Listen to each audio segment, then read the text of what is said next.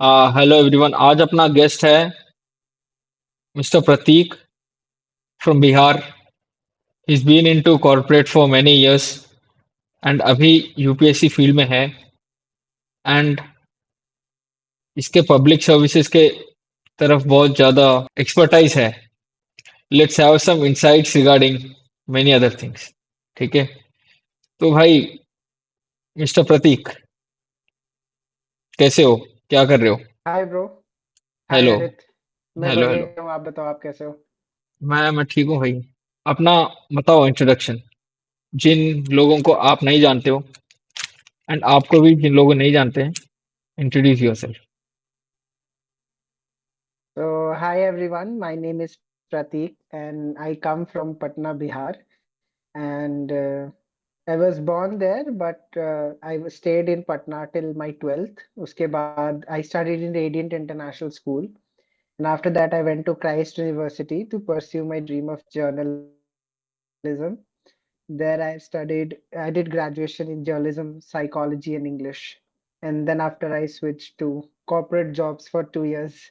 And then Covid आया और Covid ने एक सर्टेन ट्विस्ट एंड टर्न्स दिया लाइफ में। फिर मुझे मेरे घर के लोगों की बात समझ में आई कि भाई गवर्नमेंट जॉब क्यों जरूरी है और गवर्नमेंट सेक्टर के क्या बेनिफिट्स हैं जो कॉर्पोरेट कभी शायद ना पूरे कर पाए।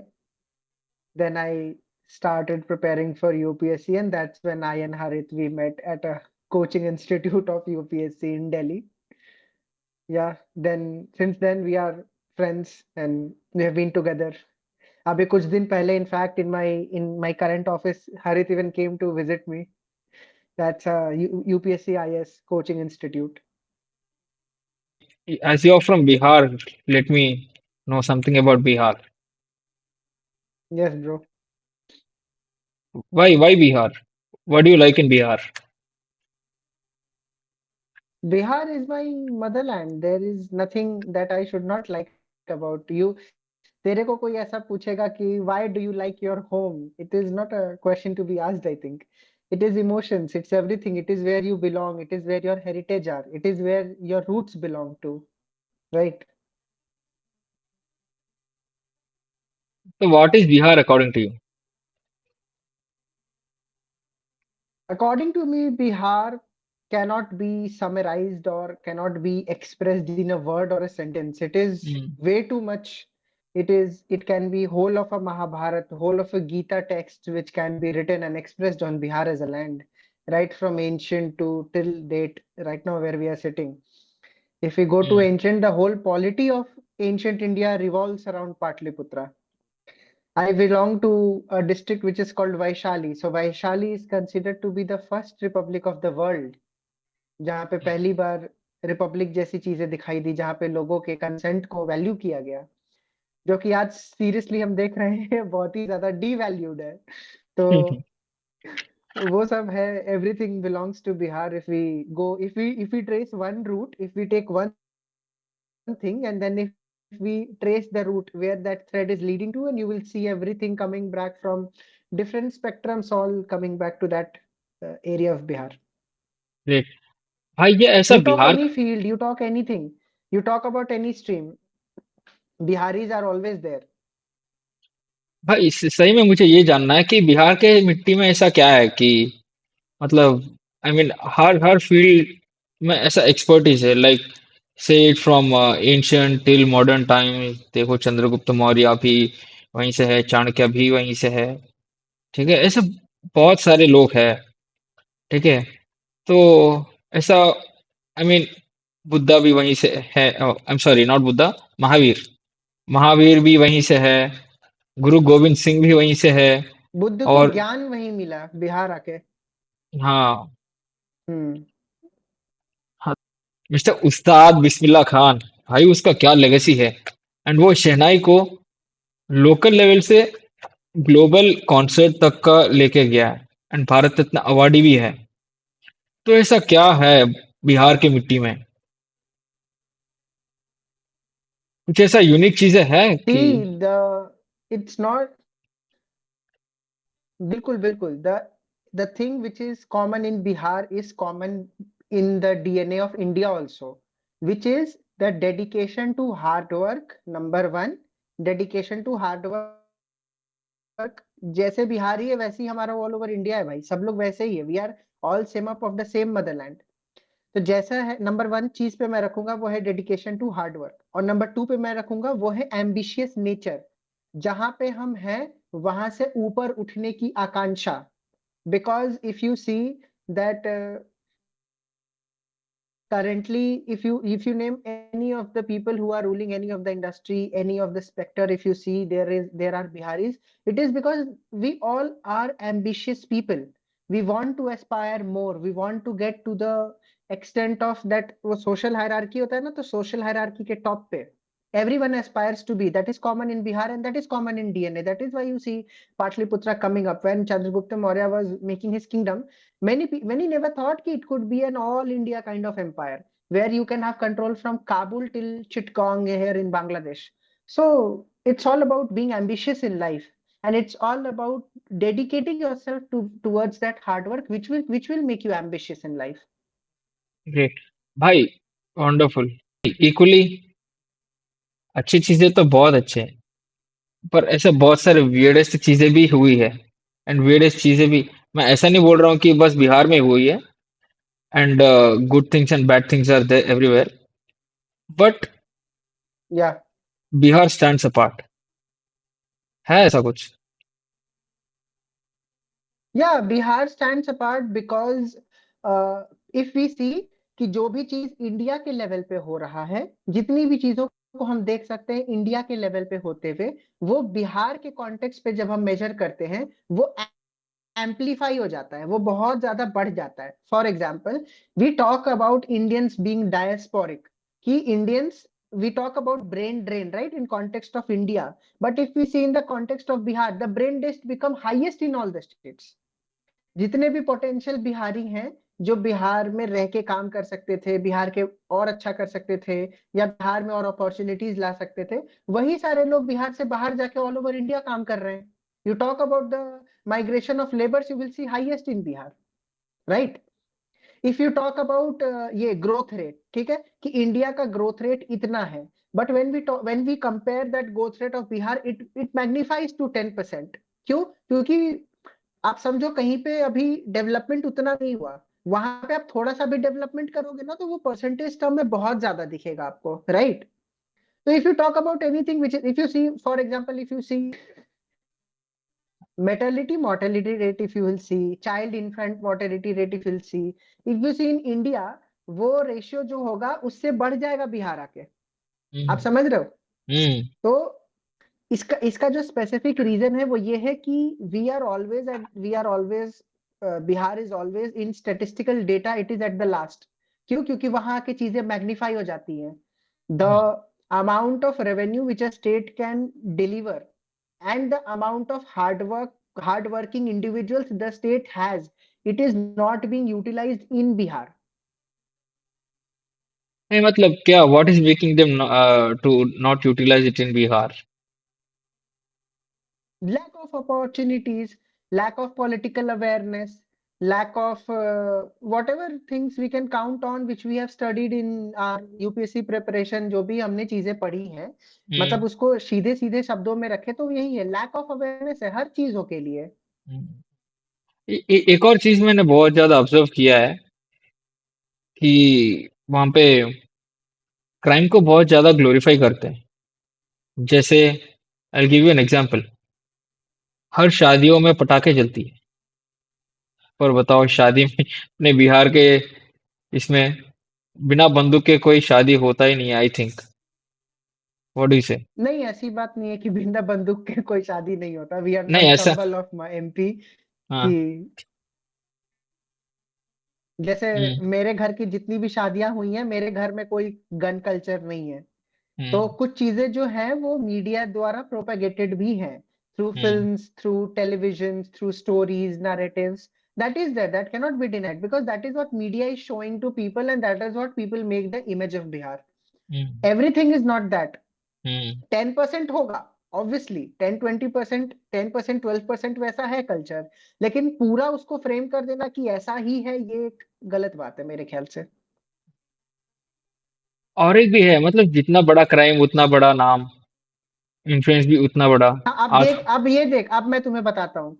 एक होता है जिसको हम लोग बोलते हैं लेबलिंग, है ना, कि अगर कोई क्लासरूम है उसमें एक बच्चा है, वो लेबल हो चुका है कि भाई ये बच्चा बदमाश है, तो क्लास में कोई भी हल्ला करेगा तो टीचर ऑब्वियसली सबकॉन्शियसली उसी की तरफ जाएगा कि भाई ये मतलब कि तू ये मत कर, भले उसने किया हो या ना किया हो, डांट पहले उसी को पड़ेगी, नाम पहले उसी का आएगा। राइट? हम्म। तू समझ रहा है? सरकार भी जब ये क्या बोलते हैं, जब कोई क्राइम होता है या सरकार को अंदेशा होता है कि क्राइम होने वाला है, तो सरकार सबसे पहले उस डिस्ट्रिक्ट के क्रिमिनल्स को अपने अंडर ये ले लेती है, सर्वेलेंस में, ताकि वो लोग वो जो भी क्राइम के वो सस्पेक्ट हैं वो दोबारा उस क्राइम को ना करे, भले ही वो करे या ना करे वो मैटर नहीं कर रहा उस पॉइंट ऑफ टाइम में, हम्म। है ना। हम्म। Done done done. तो तो तो उसी लिए अगर बिहार में कुछ भी छोटा बड़ा भी होता है, तो बिहार लोगों की नजर में ऑलरेडी एक लाइक डिप्राइव्ड स्टेट है, क्रिमिनल्स ओरिएंटेड स्टेट है। जैसा अभी तुमने बोला कि वहां क्राइम, थोड़ा सा भी क्राइम होता है वो तुरंत हाईलाइट हो जाता है, तो सबका रीजन यही है भाई, कि बदमाश बच्चा है क्लास का, वो पीछे छूट गया है, वो, तो लोग उसको इजी मतलब सॉफ्ट टारगेट बना के तुरंत ब्लेम कर देते हैं हम्म। कि भाई वहां देखो इतना ज्यादा हो रहा है। दूसरा कोई टॉपिक होगा उसको दबाने के लिए इधर का टॉपिक मैग्नीफाई कर देंगे। Done done done. आजकल तो यार ये जेल में जो है वो भी विधायक बन रहा है, ऐसा भी है। बिल्कुल। बिहार में ऐसा है ऐसा तो मतलब मुझे अभी नहीं पता कि अभी के असेंबली में कौन है ऐसा जो जेल में रह के विधायक बन रहा है, लेकिन हम्म। नेशनल पार्लियामेंट में तो ऐसे दो लोग हैं जिन्होंने जेल से बुला के उनको स्वेरिन कराया गया था being a member of parliament. Hmm. Rashid, engineer Rashid है, और one more guy who is in Assam right now. Okay. तो एक और चीज बहुत ज्यादा फैसिनेटिंग लगती है मुझे, फैसिनेटिंग मतलब, I mean it can be done only by Bihar, I think, but I don't Bihari know. Bihar is, और या बिहार इज। तो भाई ये सेलफोन ये सेलफोन टावर चोरी का क्या है? भाई ये तालाब चोरी का क्या है? मतलब रेल का पटरी पटरी का चोरी, ये क्या है? ये कैसे पॉसिबल होगा? See, we can look these things from two perspectives. एक है अपना मीम वाला पर्सपेक्टिव, जो हाँ। सोशल मीडिया देखता है, एक हम्म। टॉपिक उठाया, हम्म। उसको मीम के नजर से देखा, उसमें हम्म। जो सेलेबल पॉइंट है उसको निकाला, मीम बनाया, सोशल मीडिया पे व्यूज के लिए फेंक दिया। अब वो उससे व्यूज से, उसके शेयर से पैसा कमा रहा है। एक ये, हम लोग भी चीजों को उठा सकते हैं, उसका मजाक बना सकते हैं, हम पे इस वीडियो पे व्यू आ जाएगा और हम आगे बढ़ जाएंगे। हम्म। एक दूसरा जो पर्सपेक्टिव है वो ये पर्सपेक्टिव है, which is which we can look from the point of view of UPSC aspirants, और may be someone who will future go into the governance part of it, कि ये हम्म। कितना बड़ा सिटीजन का, क्रिमिनल का और स्टेट का मिला जुला भगत है। हम्म। बिना सिटीजन के अवेयरनेस के, बिना हम्म। क्रिमिनल्स के एक्टिविटीज के, एंड बिना लॉ एंड ऑर्डर के डिसबैंड हुए हुए ऐसे क्राइम्स नहीं हो सकते where you are looting the infrastructure of the state.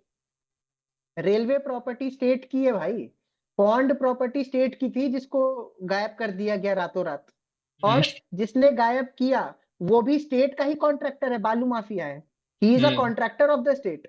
Hmm. और सिटीजन जो उसके अगल बगल रह रहे थे, हो रहा था, देख रहे थे, उन्होंने भी कौन सी आवाज उठा ली। हम्म। तो ये कहना बहुत आसान बात है मीम बनाना, लेकिन हमें समझना पड़ेगा कि it is a what will say grief, grieve एकदम ये स्टेट का और क्रिमिनल्स का मिला जुला इसमें है, जो भी है। And the people who are in the enforcement part of it are not working to their efficiency, that either they can save the properties, or they can make the criminals accused of it and bring them to jails, and recover those properties. ये वो भी नहीं कर पा रहे हैं, ना ये लोगों को साबित करके जेल भेजवा पा रहे हैं, और ना ही ये उनसे जो चीजें चोरी हो गई उसको साबित कर पा रहे हैं। अभी कुछ दिन पहले की न्यूज है भाई, कितना वो वोल्ट का वायर था, रेलवे का इलेक्ट्रिक वायर था जिससे इलेक्ट्रिक वही। ट्रेन चलती है, भाई वो वायर काट के ले गए। हाँ, वही तो भाई मैं एक दिस। बिना बिना बिना बिना रेलवे एम्प्लॉय के इन्वॉल्व हुए हुए तुम उसकी पावर सप्लाई ही नहीं काट सकते ना उतने दूर की, जैसे तुम उसको काट के हटा दो, कोई टच करेगा तो जान चली जाएगी भाई उसकी। हम्म, तो फिर किया कैसे होगा? तो ये हमें इस नजर से, वही तो बोल रहा हूँ कि स्टेट का मिला जुला हाथ है भाई, जो लोग रिस्पॉन्सिबल हैं वही यहाँ पे करप्शन कर रहे हैं, वही यहाँ पे चोरी में हाथ मिला लिए हैं। जिन लोगों को इन चीजों को प्रिजर्व करना था, वही लोग तो इसको करप्शन कर रहे हैं। जिनको हम्म। हमने राम मंदिर का चंदा दिया कि भाई भगवान के काम में लगाना, वो चंदा उठा के अपने पॉकेट में रख रहे हैं, यही वाली बात है। हम्म। तो बिहार में ये चीज काफी ज्यादा है कि लॉ एनफोर्समेंट जो है, एजेंसीज बहुत वीक हैं।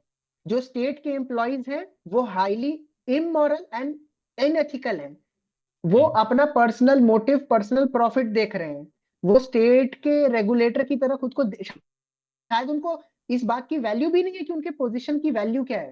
हम्म। एक अकेला, अगर फॉर एग्जांपल मान लो एक स्टेट का एसपी बहुत अच्छा है, वेरी हम्म। एथिकल पर्सन है, बहुत ही अच्छा इंसान है, पर जब लोग क्या करते हैं, लोग जब उस ऑफिसर की नजर में सामने आते हैं तब एकदम ये ऐसा, जय हिंद सर, सर, सर जय हिंद सर, हम्म। जैसे ही वो इंसान पीछे घूमता है वहीं पे करप्शन स्टार्ट कर देते हैं। हम्म। वो एक इंसान वो सब पे मॉनिटर नहीं ना कर सकता भाई, तुमको अपने अंदर के, हम लोगों ने जीएस एथिक्स 4 में क्या पढ़ा है, वॉइस ऑफ कॉन्शियसनेस, हम्म। वो गायब हो गई है बिहार के बहुत सारे लोगों से। हम्म। चाहे वो स्टेट के एम्प्लॉय हो, चाहे वो क्रिमिनल्स हो, चाहे वो नॉर्मल सिटीजन हो, कोई भी हो, गायब है भाई। So that's why that is the consequence of which you are seeing. That is not, you cannot see it as a isolated event कि भाई ऐसा चोरी क्यों हुआ। ये चोरी इसलिए हो रहा है, ये डैम्प स्टेट पे इसलिए लग रहा है क्योंकि कलेक्टिवली सोसाइटी में वॉइस ऑफ कॉन्शियसनेस गायब होता जा रहा है। हम्म। हाँ, तो इसमें यार भाई देखो, बिहार बिहार तो यार बहुत वेल्दीएस्ट प्रोविंस रीजन है। आई मीन बहुत पहले से। It might be spiritually, educationally, ठीक है, कोई भी एस्पेक्ट उठाओ, science, poetry, music, art forms, कुछ भी हो, Bihar was one of the richest states. And बिल्कुल। वहां से अभी चारा घोटाला, ऐसे बहुत सारे घोटाला हुई है अभी तक। तो फिर इसका क्या ट्रांजिशन हुआ, मतलब ये सोसाइटी में कैसे इम्पैक्ट हुआ, मतलब वहां से यहाँ तक? भाई मेरे को इतना, मतलब I am not a subject expert to talk about it, first of all whatever I know is from my limited experience and knowledge, ठीक है। हम्म। लेकिन हम्म। अगर तुम इस चीज की बोल रहे हो तो मैं इस पे ये बोलूंगा, it has to do a lot with the political things which are happening in any state, not only Bihar. अगर हम्म। कहीं की पॉलिटी अच्छी होगी तो उसका इम्पैक्ट ऑटोमेटिकली इकोनॉमी में, सोसाइटी में, रिलीजन में, बहुत सारी चीजों में तुमको दिखाई देगा, right. Hmm. Hmm. For hmm. example, if we are saying that hmm. Buddhism and Mahavir Jain philosophy that flourished in Bihar, that is because of the stronghold of kings which came at that point of time, right? Hmm. If we see there is flourishment of Christians in India, that is because East India Company was a very effective and a very dominant rule in Bihar, hmm. not Bihar, in India all over per se, hmm. Right. कोई भी philosophy, कोई भी चीज जब society को impact करती है वो आइसोलेशन में नहीं इम्पैक्ट करती, accumulation of all the sectors of society होता है उसमें जो फंक्शन पे आता है, जिसमें पॉलिटिकल रोल जो होता है ना वो थोड़ा अपर साइड पे होता है, अबव होता है, राइट। हम्म। तो बिहार की politics has been malign from a very long time. In hmm. fact, if I say Nitish Kumar, when he became the CM for the very first time in 2024, and then again in 2025, till hmm. 2025 till 10, 2020, 2010. Then from 2010 to 2014, he did tremendous job. या। Whatever infrastructural development, whatever things which are saying, whatever growth rate, which in fact he took best CM award for 3 times, 2008, 9, 10. Hmm, 7, 8, 9 or 8, 9, 10. He took for 3 consecutive years. I remember that. Best hmm, CM of India, some sort of some award he took. So that is because uh, someone wanted to do change. ठीक है, अब देख मैं तेरे को बता रहा हूँ, तू अच्छी से अच्छी डेमोक्रेसीज का हाल देख ले, कोई भी अच्छी से अच्छी डेमोक्रेसी हो। फॉर एग्जाम्पल तेरे स्टेट की बात करें, आंध्रा की बात करें, या तमिलनाडु की बात करें, या फॉर एग्जाम्पल कर्नाटका की भी बात करें, वहां पे लोग एक सरकार को एक टर्म से ज्यादा देते ही नहीं है, मैक्सिमम 2 टर्म अ, देंगे। तो भाई आपका जर्नी में बहुत ज्यादा ट्विस्ट एंड टर्न्स रही, जैसे कॉर्पोरेट में गए, फिर उसके बाद में पता नहीं क्या आपको ये हुआ है, फिर यूपीएससी केस में आया कि you tell me your journey, क्या हुआ? So, to understand that, you need to understand my background, where I come from. Okay. In my family, most of the people are in government service only. I come from a Kayast family in Bihar. Okay. So, most of the Kayasts in Bihar, if we see, most of them you will find in government services only. In fact, in royal times also, during monarchy also, Kayast was one clan which used to take care of the account section and all the, like, they were the IAS of that time. They used to work for the king. They were the like the nobles of all the kingdoms which came in central India and northern India. So in my family also, my grandfather, my great grandfather, my father was into the Indian. He was into the Indian Postal Service as assistant accounts officer. So I have been exposed to government service from a very young age. I have seen all, in fact, my elder brother, he's currently working in Ministry of Defense in Patna, CDA. So I was like very early, I was exposed to government service, but I was not very like likely to go into government service. I first wanted to do something in journalism because that was my passion. I wanted to make films. I wanted to do all this creative aspect of it. When YouTube was born in India, like वो समय सब कुछ famous हो रहा था, 15, 16, YouTube was getting spread उस time पे. So that's why I did journalism, and post journalism, I joined a company. I started working in their marketing. I started making ads for them. I was their social media person. So उसके बाद क्या हुआ जब Covid आया, तो Covid में suddenly I was seeing for the first time in my life, I was seeing insecurities of job aspect of people. मेरे सामने जिन लोगों की हायरिंग हुई थी कंपनी में, मेरे साथ के बहुत सारे लोग, मेरे फ्रेंड्स, सबको ले ऑफ देखने को मिल रहा था। Like there was a widespread layoff going on in corporate sector in India, hmm, which forced me to think कि भाई सिक्योरिटी जरूरी है या पैशन जरूरी है, क्या जरूरी है। तो उस समय फिर मुझे I had to go on a 30% salary cut, pay cut at that point of time, कि मैं काम तो पूरा कर रहा हूँ जो भी मैं करता हूँ, लेकिन फिर भी मुझे 30% सैलरी कट पे जाना पड़ा। Whereas there were government people who were getting full salaries. There was no salary cut or pay cut for any government servant. In fact, when offices were closed, they were given like salaries also. So एक security aspect पे मुझे तब ना, I was like very young at that point of time. I was just 19 out of college. So that I was just like sorry, I was 21 out of college. So मुझे लगा कि भाई ऐसा मतलब कि मैं तो पूरा काम कर रहा हूँ, फिर भी मुझे सैलरी कट पे जाना पड़ रहा है। कोविड का ऐसा अनसर्टेन टाइम है, लोगों के पास जॉब नहीं है, मेरे साथ के लोगों की जॉब जा रही है। लेकिन गवर्नमेंट सेक्टर में ऐसा कुछ नहीं है। गवर्नमेंट सेक्टर में आपको सिक्योरिटी है, हर तरीके से आप मतलब कि सिक्योर्ड हो, फाइनेंशियली भी, हेल्थ वाइज भी। भले ही इतना बड़ा हेल्थ हेल्थ कंसर्न चल रहा है पूरे देश में, आपके पास CGHS कार्ड है जिसके थ्रू आप इंडिया के किसी भी डिस्पेंसरी में जाके दिखा सकते हो। आप कहीं भी अपना फ्री ऑफ कॉस्ट इलाज करा सकते हो, because the government is paying for you. Government is your employer, and government is considered to be the noble employer. like it is it sets the standards of employment in the country, कि एक national employment कैसा होना चाहिए, इसके basis पे बाकी companies अपनी employment policies बनाती हैं, राइट। सो वो सब चीजें थी। उसके बाद ना मुझे एकेडमिकली मेरा बेंट बहुत ज्यादा था शुरू से। जर्नलिज्म पे भी जब मैं था तो हिस्ट्री, पॉलिटी, इकोनॉमी, ये सारी चीजें हम पढ़ते थे। क्योंकि आप जब एक अखबार उठाते हो, आप जब द हिंदू उठाते हो, तो आप जब द हिंदू पढ़ रहे हो, इंडियन एक्सप्रेस पढ़ रहे हो, टाइम्स ऑफ इंडिया पढ़ रहे हो, तो उसमें सारी चीजें हैं।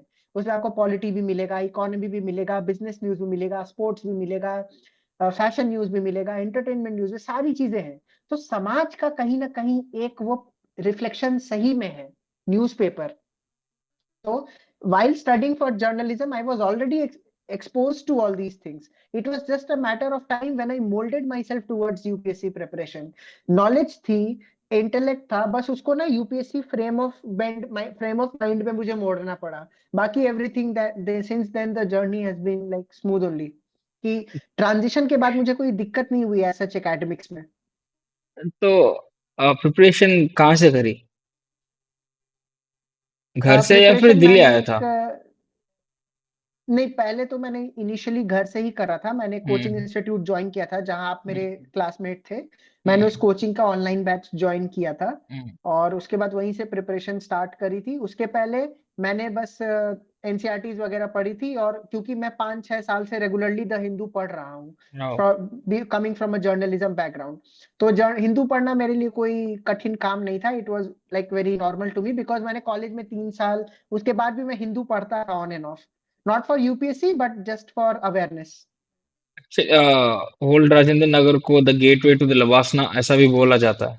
तो is it Hmm. Mandatory for UPSC aspirant to go to, I mean, ORN and prepare for UPSC? Maybe this was true before COVID. Maybe because I was not preparing before COVID, I don't know what was happening here. But post COVID, I don't think in 2026 it is very necessary to come to ORN and do your preparation. Hmm. Sitting at a distant place, you can enroll in any coaching, any course, any teacher you want to. Everything is available online. Hmm. Everything. In fact, the coaching where I am working right now, the offline students are not that much compared to the online students which are studying from that coaching across India. So online ने क्या किया है कि उसने penetrate कर दिया है. Same level of knowledge, same level of teachers, same level of notes, academics, everything has penetrated. Apart from that, I think Telegram has been a revolutionary move for all the UPSC aspirants. Hmm. कि अगर जो चीज आप नहीं ये कर पा रहे हो, एक्सेस कर पा रहे हो टेलीग्राम पे, तो आपको हर टीचर का नोट्स, पीडीएफ, न्यूज़पेपर सब मिल जाएगा. कोर्सेज कुछ भी मिल जाता है वहां पे. तो Hmm. It is like the ocean. You just need to churn it well so that you can take out the buttermilk. Is it really worth कि लोग 4-4, 5-5, 6-6 साल दे देते ये प्रिपरेशन को? Is it really worth it? It is their personal call, Harit, right? We are no one to judge. But what I can say is that why people give 5-6 years in this preparation. And if you see, the highest number of selection is also at the third and the fourth attempt, right? It is not me saying, it is the government's data, the UPSC, the data which it submits to government, that says that the highest number of selections happens only at third and the fourth attempt. Because the academic maturity which you need in this preparation cannot be given by a coaching, cannot be given by a teacher, cannot be given by a mentor or anyone. You have to develop that intellect in you. You have to develop that maturity in you, that you are able to predict the questions which can come in mains. You are able to predict your whatever we say, like how to frame your answers. You are able to fill your gaps. First is to identify. The mentor or the teacher will identify the gap. Now you have to fill it, and it takes 2 attempts or maybe 3 attempts to identify, to certainly identify the gap and fill it. Sometimes if you see, when when we are running, we are going through a long, like a long road, okay, there can be a small patch of like 10 meter or 20 meter which is deconstructed, which is not constructed fully. So that 10 meter and 20 meter can affect the time when you will reach the end of the road. It is similarly like that कि अगर बीच का कोई patch खराब है तो वो आपकी speed को कम करेगा, वो आपके गाड़ी के माइलेज को बर्बाद करेगा. ओके.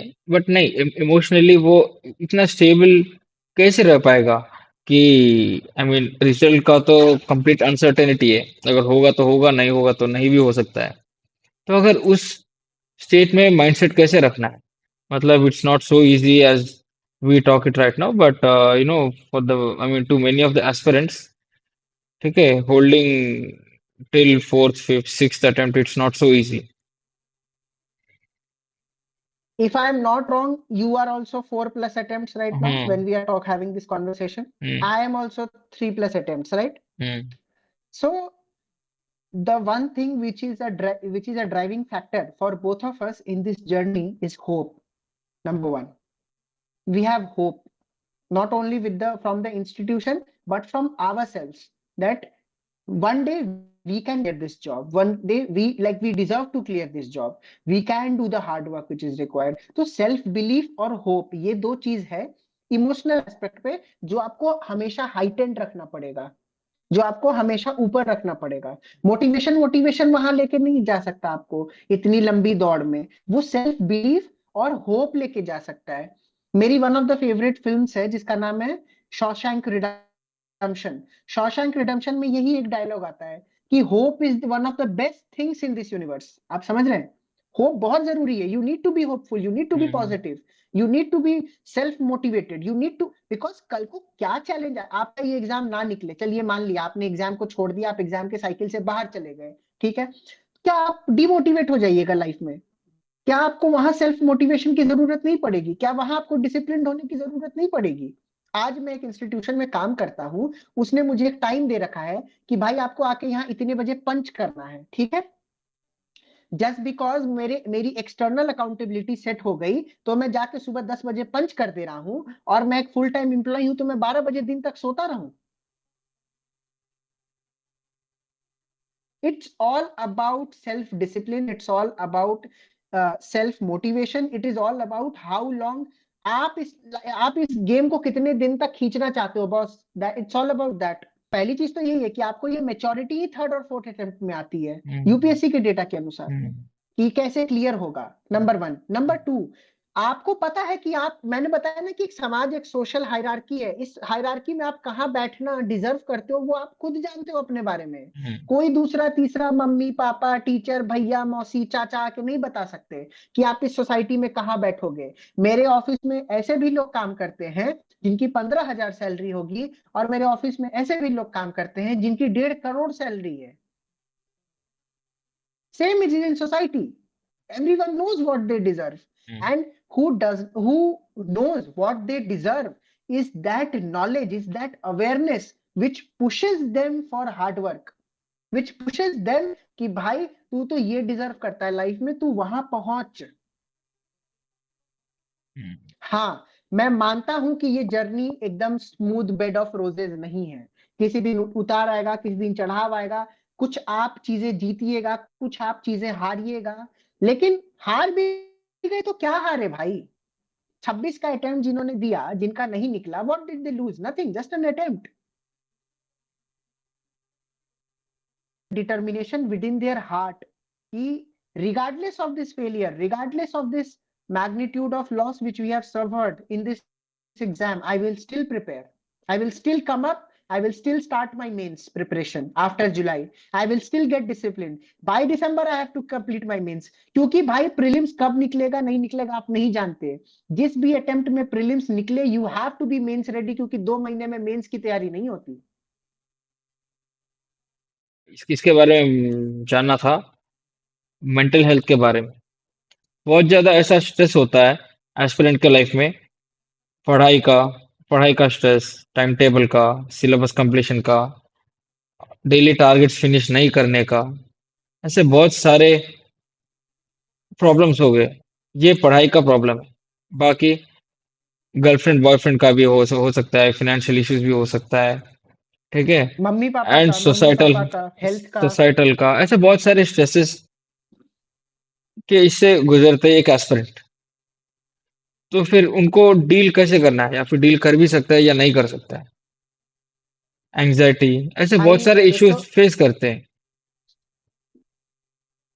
सबसे पहली बात, ऐसा कोई भी पावर, ऐसा कोई भी प्रॉब्लम, ऐसा कोई भी एंजाइटी स्ट्रेस टेंशन नहीं बना है जो एक इंसान से बड़ा हो। रामधारी सिंह दिनकर की मैं 2 लाइन पढ़ता हूँ, पटना के राष्ट्रीय कवि हैं हमारे, he is the national poet of India, he belong to Bihar. Patna में ना उनके नाम का एक बहुत बड़ा स्मारक है। हम्म तो जब भी मैं पटना जाता हूँ, आई स्टे देयर, वह उस जगह का नाम है दिनकर गोलंबर। हम्म वो दिनकर गोलंबर उसका नाम है, it is named after Ramdhari Singh Dinkar. Okay. तो उन्होंने रश्मि रथी में 2 बहुत सुंदर पंक्तियां लिखी हैं। है कौन विघ्न ऐसा जग में जो टिक सके नर के मग में? ऐसा कौन सा विघ्न है, ऐसा कौन सा प्रॉब्लम है जो इंसान के दिमाग में रह सकता है या इंसान को परेशान कर सकता है कौन विघ्न ऐसा जग में जो टिक सके नर के मग में? मनुष्य जब जोर लगाता है पत्थर पानी बन जाता है। It's all about the efforts. It's all about your efforts. Stress आएगा, एंजाइटी आएगा, प्रॉब्लम्स आएगा, 25 तरीके की चीजें आएंगी जो आपको फेस करना पड़ेगा. I will tell you about me. In this journey only, I lost my mother. She was the first person in my life who wanted to see me as a bureaucrat, who wanted to see me as a civil servant. She is not alive today. She is not here with me. But it is that persistent thing, it is that fire within me which is making me wake up every day and still not leave this dream of becoming a civil servant, even if it takes 6 attempts. Hardly matters. सब आएगा भाई. It is the UPSC is nothing. UPSC is just a game of personality. आज मैं एक हमारे यहाँ पे एक हिस्ट्री के टीचर हैं, उनका नाम है विशाल सिंह. तो विशाल सर के साथ मैं एक वीडियो कर रहा था. उस वीडियो का कॉन्सेप्ट ही ऐसा था कि सर आपको एक ऐसी मिस्टेक के बारे में बताओ कि मतलब जो लोग कर देते हैं अपने इनिशियल ईयर्स में, वो समझते नहीं है और एंड दे हैव टू मतलब जो आपको अटेम्प्ट कॉस्ट करता है, या जिसकी वजह से आपने वो मिस्टेक करी जो एक स्टार्टर को, एक बिगनर को भी नहीं करना चाहिए. पता है उन्होंने क्या बोला? उन्होंने यही बात बोली कि भाई UPSC is a game of personality. अपने पर्सनालिटी ओवरऑल डेवलपमेंट पे ध्यान दो. भाई तुमको क्या लगता है एग्जाम निकालने के बाद स्ट्रेस नहीं आएगा? इस देश में, इंडिया जैसे देश में, इतनी कॉम्प्लेक्स डेमोक्रेसी में चुनाव करा लेना एक इंसान के बस का काम है? इतना आसान काम है चुनाव करा लेना, नहीं हो पाएगा। जहां हर साल कोई ना कोई चुनाव होता रहता है? नहीं हो पाएगा भाई. वो पर्सनैलिटी का गेम है. आपको अपने चीजों को, भीतर की चीजों को अंदर से कठोर बन के उसको संभालना पड़ेगा, ताकि आप बाहर के चैलेंजेस से डील कर सको. आप बाहर के चैलेंजेस से तभी डील कर पाओगे जब आप अंदर से मजबूत हो. और आप अंदर से मजबूत कब बनोगे? जब आप खुद को समझोगे. आपके मन में विचार उठा, उस विचार, वो विचार क्यों उठा? आप अभी पढ़ रहे हो, आपका क्यों मन कर रहा है मोबाइल देखने का? आपका क्यों मन कर रहा है 10 और रील चला लूं? आपका क्यों मन कर रहा है कि मैं उठ के जाके एक कप चाय पी के आता हूँ? भाई पढ़ रहे हो तो बैठ के पढ़ो ना यार. आपने बोला ना अभी कि लोगों को गर्लफ्रेंड बॉयफ्रेंड का इशू आता है, लोगों को घर परिवार के तरफ से इशू आता है. सारा इशू इसीलिए है क्योंकि वो we need to be aware about our selves कि हमारे दिमाग में क्या चल रहा है और हमको अभी टाइम से क्या चाहिए. इसीलिए तो डिलेड ग्रेटिफिकेशन का कॉन्सेप्ट है. What is delayed gratification? Same concept. The pleasure which I can get right now, I will not take it right now. I will work hard and I will take it as a वो क्या बोलते हैं, reward when my work is completed. अगर अगर कोई plan B के बारे में सोचना चाहता है, तो उसको कब से स्टार्ट करना होगा? या फिर भाई 2 अटेम्प्ट तो घस के दो. कम से कम 2 से 3 अटेम्प्ट किसी भी इंसान को अपने लेवल पे एकदम अपना, वो ऐसा वो शुगर केन जूस होता है ना, शुगर केन, वो जिससे जूस निकलता है, वो शुगर जिससे केन की तरह एकदम देना चाहिए. एक जिससे से 2 अटेम्प्ट. जिससे इथेनॉल बन रहा है आजकल। जिससे इथेनॉल बन रहा है आजकल. तो कम से कम 2-3 अटेम्प्ट तो भाई घस के दो, रगड़ के दो, एकदम अपने आप को पूरा डाल दो प्रिपरेशन में. उसके बाद भी लगे कि नहीं हो पाए, पहले तो मुझे इस बात की पूरी गारंटी है कि अगर आपने 2 अटेम्प्ट 3 अटेम्प्ट दिया है तो आप मेंस लिखे बिना वापस नहीं आएंगे. आप मेंस जरूर लिखेंगे. और अगर आप मेंस दिए बिना, इंटरव्यू दिए बिना 2-3 अटेम्प्ट में वापस आ रहे हैं, तो आपने जिस सब्जेक्ट से ग्रेजुएशन किया है उसी सब्जेक्ट में साइड से मास्टर्स कर लीजिए, या आपका जो ऑप्शनल सब्जेक्ट है उसमें मास्टर्स कर लीजिए. उससे क्या होगा? You will be eligible for net GRF. You will be eligible for different other state exams. You will be eligible for many other sort of exams which are there for aspirants, where UPSC aspirants go through. हालांकि मेरा ये नहीं मानना है, I don't believe that one exam can be backup of other exam. ये मेरा नहीं मानना है. वो एग्जाम भी उतना ही रिस्की होगा जितना पहला एग्जाम था. इफ समवन इज सेइंग कि UP PCS is a backup for UPSC और APSC Andhra PCS is backup for UPSC, that is not true my friend. क्योंकि यूपीएससी में जैसे 10-12 लोग डेडिकेटेड पढ़ाई कर रहे हैं, उस स्टेट सर्विस की भी 10-12 लाख लोग डेडिकेटेड पढ़ाई करते हैं. तो आपको फिर उस स्ट्रीम में जाके उन कॉम्पिटिटर से लड़ना है जो 10-12 साल से वही काम कर रहे हैं. तो that is done equally tough job. Done. एक कॉन्स्टिट्यूशनल बॉडी ऐसा स्टेटमेंट यंगस्टर्स के ऊपर पास करना उचित है कि नहीं? मैं स्टेटमेंट पढ़ के सुनाता हूँ। There are youngsters like cockroaches who don't get any employment or have any place in this profession. Some of them become media, social media, RTI activists, and they start attacking everyone. तो इसमें उसने cockroaches बोल के बोला है।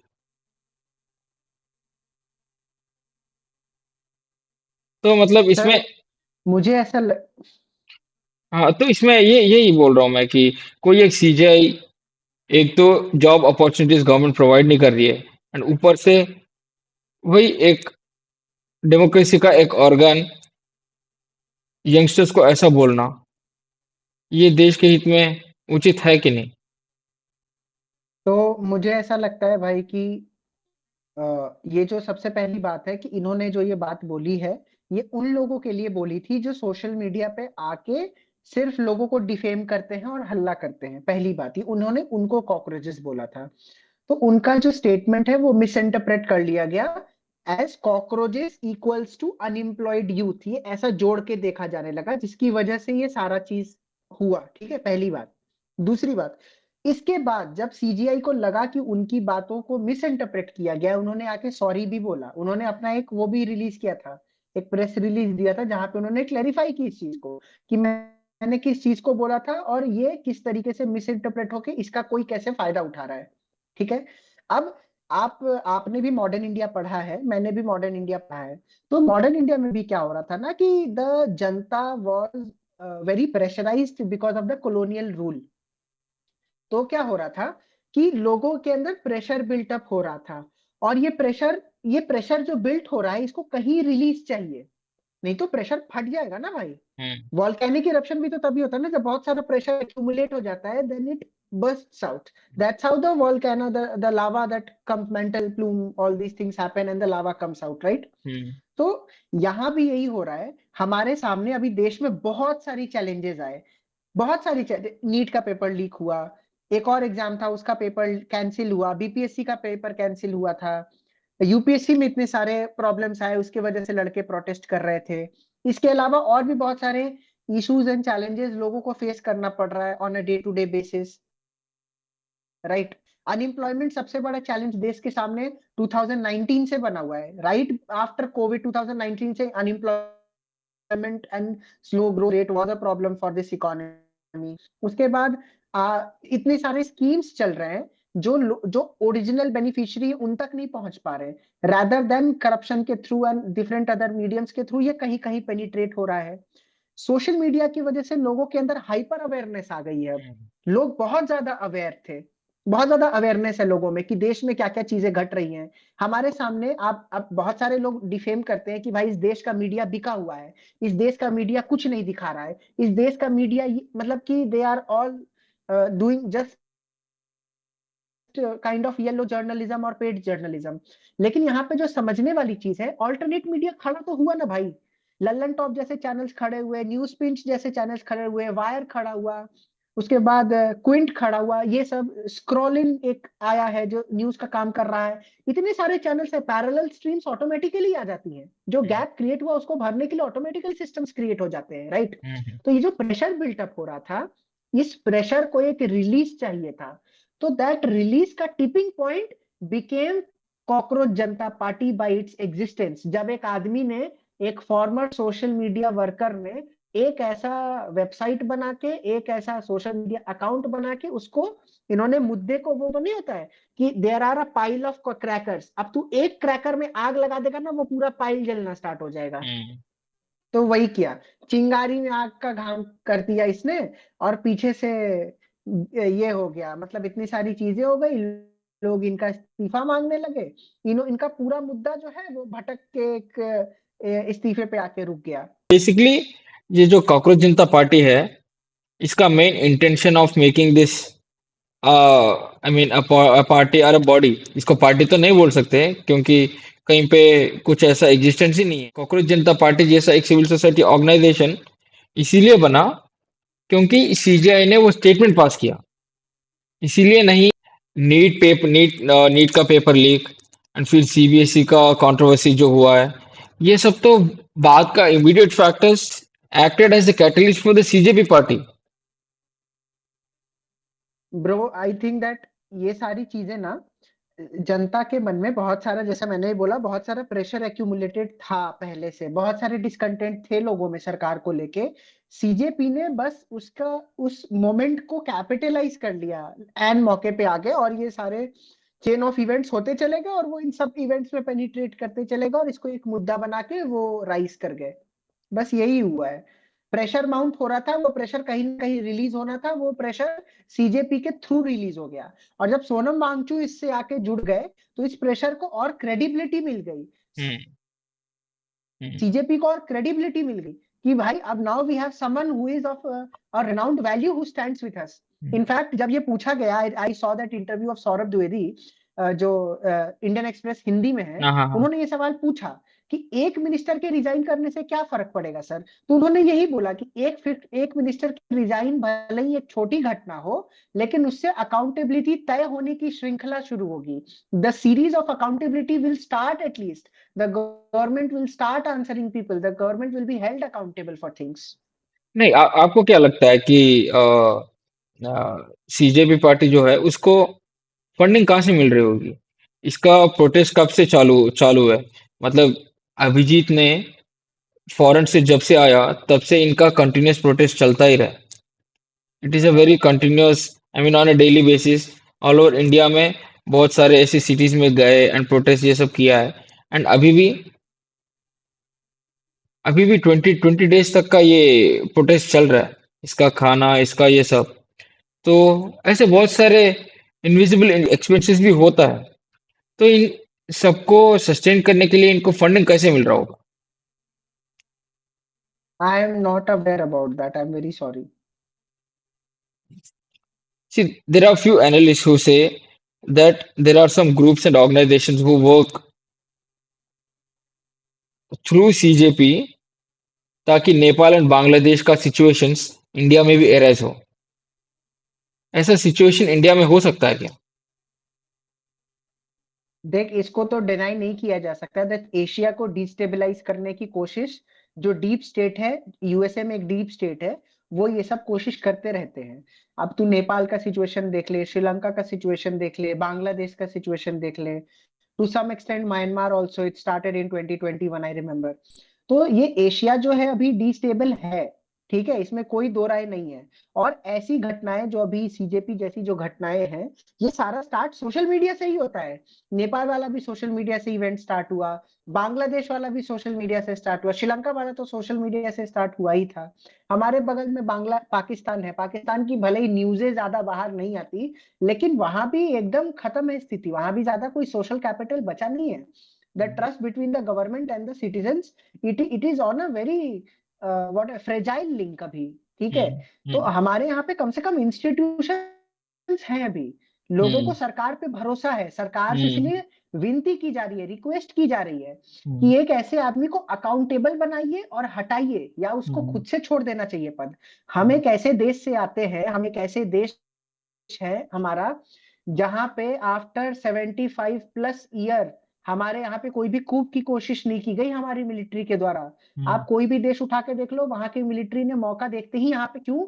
क्योंकि हमारा जो इंस्टीट्यूशन, जो founding fathers of the nation थे, उन्होंने बहुत एथिकल ग्राउंड पे इस देश के फाउंडेशन को रख के इस देश की पॉलिटी को खड़ा किया है। हमारे यहाँ पावर ट्रांसफर एक बहुत स्मूथ पावर ट्रांसफर होता है। Hmm. The point which I want to make here is that is simple, that is कि हमारे यहाँ पे डिस्टेबलाइज करना बहुत डिफिकल्ट होगा। नंबर वन, इसलिए डिफिकल्ट होगा क्योंकि हमारा फाउंडेशन बहुत स्ट्रांग है, और हम पॉलिटिकली बहुत, इंस्टीट्यूशनल मामला में बहुत एथिकल कंट्री है। हमारे यहाँ पे ये सब चीजें नहीं चलती, पावर ट्रांसफर्स बहुत स्मूथ होते हैं।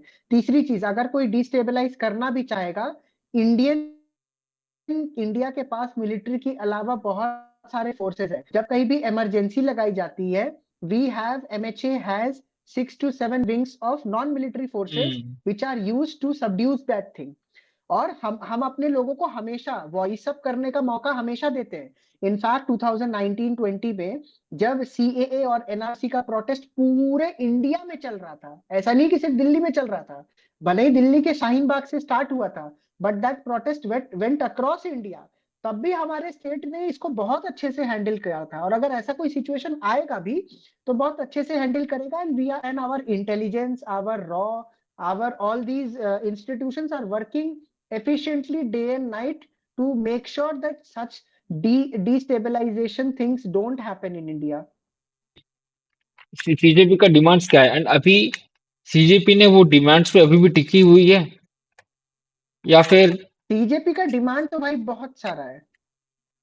तो मेन, देखो मैं बताता हूँ, सीजेपी का main resignation of education minister mister Dharmendra Pradhan का, एंड फिर इंडिपेंडेंट एंड ट्रांसपेरेंट इन्वेस्टिगेशन, ये दूसरा था। रोबस्ट सेफगार्ड इन नेशनल एग्जाम्स, ये तीसरा भाई था। इंडियन इंडियन एयरफोर्स लेके पेपर देने जा रहा है, इससे ज्यादा रोबस्ट क्या चाहिए उनको?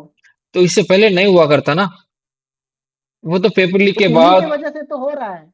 हाँ उन्हीं के ठीक है। वजह से तो हो फोर्थ रहा फोर्थ है। देखो, fourth compensation of affected people, जिनका जिन लोगों ने सुसाइड किया है ये एग्जाम पेपर लीक की वजह से, इनका, एंड कॉम्प्रिहेंसिव इंस्टीट्यूशनल रिफॉर्म्स।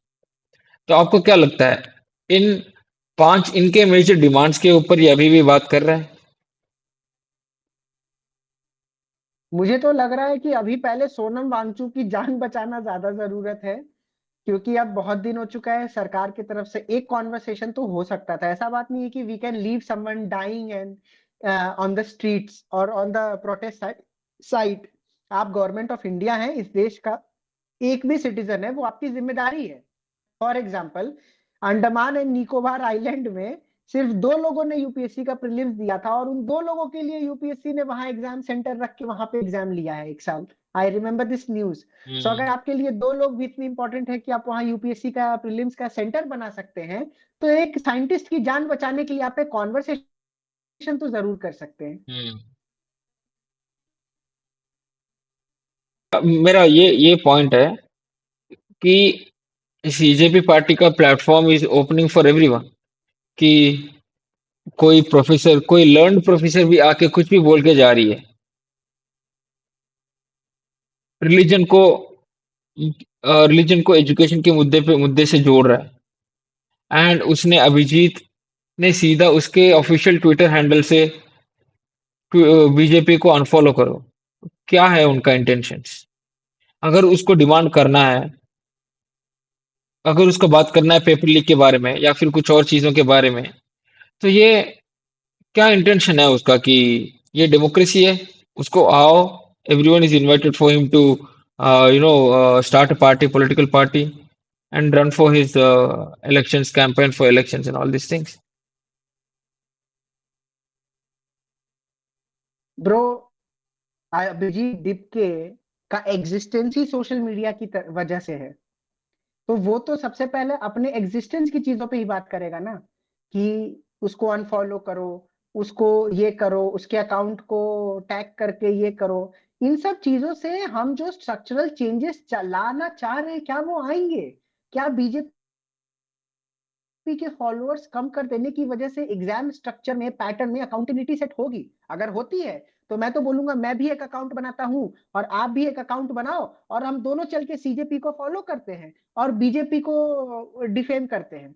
अगर ये करने से हमारे देश में अकाउंटेबिलिटी आ जाएगी, ये करने से हमारे देश के इंफ्रास्ट्रक्चर सही हो जाएगा, ये करने से हमारे देश के जो युवा है वो इधर उधर नहीं भटकेंगे। जहां सेंटर का होगा वहां, एक आदमी का सेंटर नीट री एग्जाम में यूएई दे दिया गया, गुजरात के हम्म। एक लड़के का, मजाक चल रहा है यहाँ पे? हम्म। आप क्या सिस्टम बना के रखे हुए हो? तो स्ट्रक्चरल रिफॉर्म्स की जरूरत है, ना कि ये सब। इसको जानते हो क्या बोलते हैं? इन सब चीजों को बोलते हैं ब्यूटी पार्लर रिफॉर्म्स। दिखावा कि के लिए। ऊपर ऊपर की चीजें चेंज कर दी, पैकेजिंग चेंज कर दिया, अंदर दिखावा कर सामान दिया तो और वही वो है। कर दिया। रिश्ता वही, सोच नहीं, कि कोई सोच नहीं हो रही है भाई। यहाँ वही चीजें चल रही हैं जो पहले से चलती थी, सोशल मीडिया पे हंगामा करने से। मैं तो बोल रहा हूँ, विराट कोहली के फॉलोअर्स ज्यादा होंगे ना वो कॉकरोच जनता पार्टी से, होंगे कि नहीं होंगे भाई? है ना? इसका मतलब ये थोड़ी है कि विराट कोहली कल कहीं से चुनाव लड़ेगा और वो जीत जाएगा तो वो एक अच्छा प्रधानमंत्री बनेगा। प्रशांत किशोर के कोई ज्यादा फॉलोअर नहीं होगा भाई। बड़े हम्म। बड़े नेताओं का उससे बहुत बड़ा फॉलोइंग लिस्ट है। हम्म। तुम्हारे स्टेट में, मेरे स्टेट में, हम्म। सेंटर में, हम्म। सबको प्रशांत किशोर की जरूरत पड़ी है एक ना एक दिन देश चुनाव लड़ने के लिए। हम्म। आपको क्या लगता है, अभी मीडिया अनकॉम्प्रोमाइज्ड है इंडिया में? क्योंकि मैं ये सवाल मैं मैंने तो इसी बोला कि ये मीडिया कॉम्प्रोमाइज्ड है, लेकिन पैरेलल मीडिया खड़ी तो हुई ना, जो उनकी जगह पे मीडिया का काम कर रही है। ये है, बट क्या मीडिया एक डेमोक्रेसी का फोर्थ पिलर ऐसा भी बोला जाता है। अगर कोई उनका नैरेटिव दिखाने लग गए तो फिर असली न्यूज़ तो बाहर आएगी ही नहीं ना कभी। मार्केट में तो बस नैरेटिव ही बिकता जा रहा है। मैं आपको बता रहा हूँ, जिस दिन सीजेपी का पहला दिन था ना, प्रोटेस्ट का फर्स्ट डे ऑफ प्रोटेस्ट, हम्म। कोई बड़ा न्यूज चैनल वहां नहीं गया था, कोई हम्म। नहीं गया था। हम्म। कोई नहीं, not even a single one. Hmm. पहली बात, जो गए थे वो अपने नेशनल मीडिया टेलीविजन पे शो भी नहीं कर रहे थे कि कोई इतना बड़ा प्रोटेस्ट हो रहा है, दिखा भी नहीं रहा था। It was only the power of YouTube journalism, YouTube media channels, जिन्होंने इसको इतनी हवा दी, जिन्होंने इसको वॉच टाइम दिया, जिन्होंने पीपल को अवेयर कराया कि सीजेपी का प्रोटेस्ट फर्स्ट डे जो हुआ वो कितना सक्सेसफुल रहा, कितने लोग आए, कितने लोगों का जमावड़ा बना। If you remember that day, because I remember that day, कि उस दिन किसी न्यूज चैनल मीडिया ने कुछ नहीं चला था, लेकिन सोशल मीडिया भरा पड़ा था सीजेपी के हम्म। वीडियो से। हम्म। तो हाँ। जर्नलिज्म को हमें इंस्टीट्यूशनलाइज करने की जरूरत नहीं है कि ये करेगा तो यही जर्नलिज्म है। जर्नलिज्म, जैसे हम लोग पढ़ते हैं ना सोशोलॉजी, आपने भी पढ़ा है, modern social changes which was happening in Europe is the first unit. तो जर्नलिज्म का भी मॉडर्न सोशल चेंज हो गया है भाई। जर्नलिज्म अब सिर्फ वो नहीं है जो टीवी में दिखाई जा रही है या जो सिर्फ अखबार में छप रहा है। सोशल मीडिया भी एक तरीके का जर्नलिज्म प्लेटफॉर्म बन चुका है आज के टाइम पे। तो डेमोक्रेसी में जब अपना रूलिंग पार्टी काम नहीं करती है ढंग से, तो अपोजिशन पार्टी है इसीलिए कि आवाज उठाए। तो अभी सोनम वांगचुक के इसके मुद्दे पे कोई एक प्रॉपर पार्टी नहीं गई उसके पास बात करने के लिए, या फिर सोनम वांगचुक जी को सपोर्ट करने के लिए। तो मतलब क्या चल रहा है यहाँ पे तो मुझे नहीं सीजे। लग रहा है कि आप सोनम वांगचुक जी को सही से फॉलो कर रहे हैं, क्योंकि मुझे तो सारे ऑपोजिशन पार्टी वाले और सारे नेता दिखे उनके साथ, सब जाके फोटो खिंचा रहे हैं। कौन थे? राहुल गांधी गया था क्या प्रिंसिपल अपोजिशन पार्टी? कोई एक कांग्रेस कैंडिडेट को दिखा दे मुझे कि जाके सोनम वांगचुक के सॉलिडारिटी में कोई बात किया हो। किसी ने बात नहीं किया। इस पे मैं एक चीज बोलना चाहूंगा कि राहुल गांधी जाए या ना जाए, राहुल और कांग्रेस पार्टी वाले जाए या ना जाए, उनका जॉब है इस चीज को संसद में उठाना, सरकार से वहां सवाल पूछना।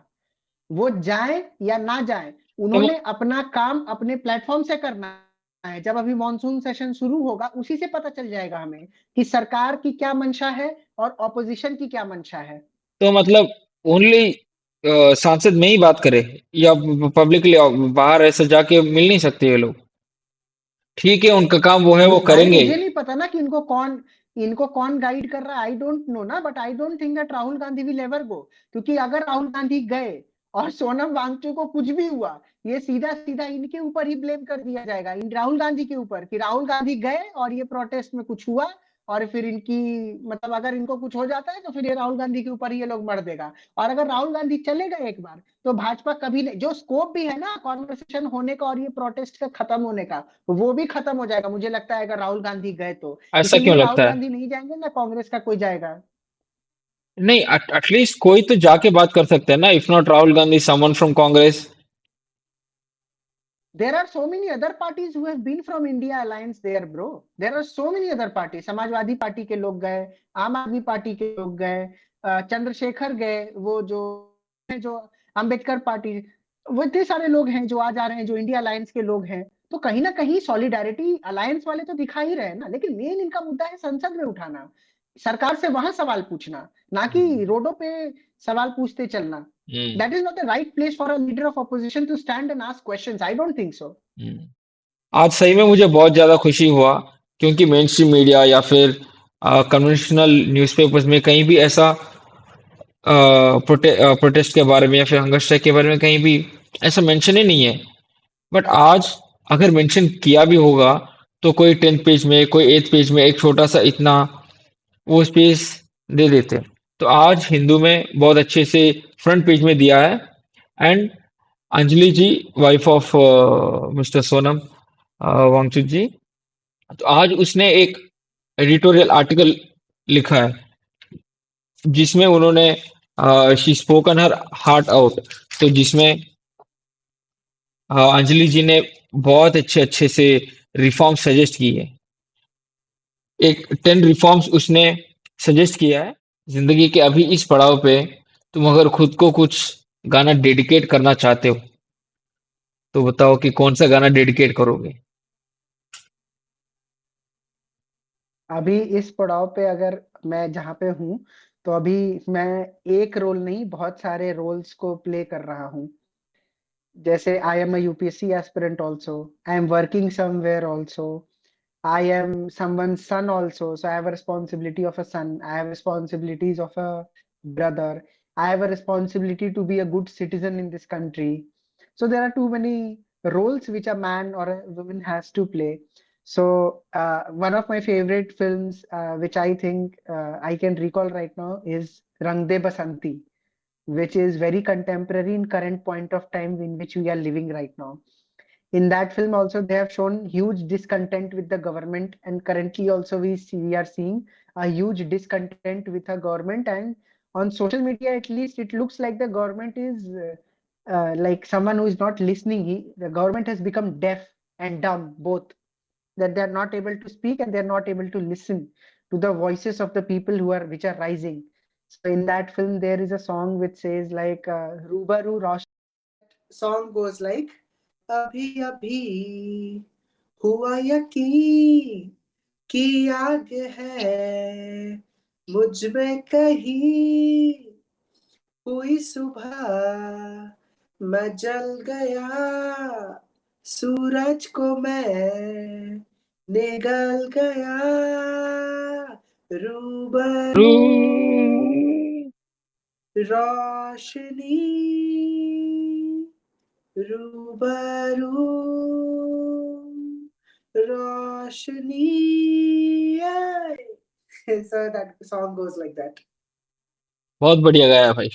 नेक्स्ट एक रिकॉर्डिंग स्टूडियो पे Tarik, भेजेंगे तेरे को। I want you also to sing your favorite song now.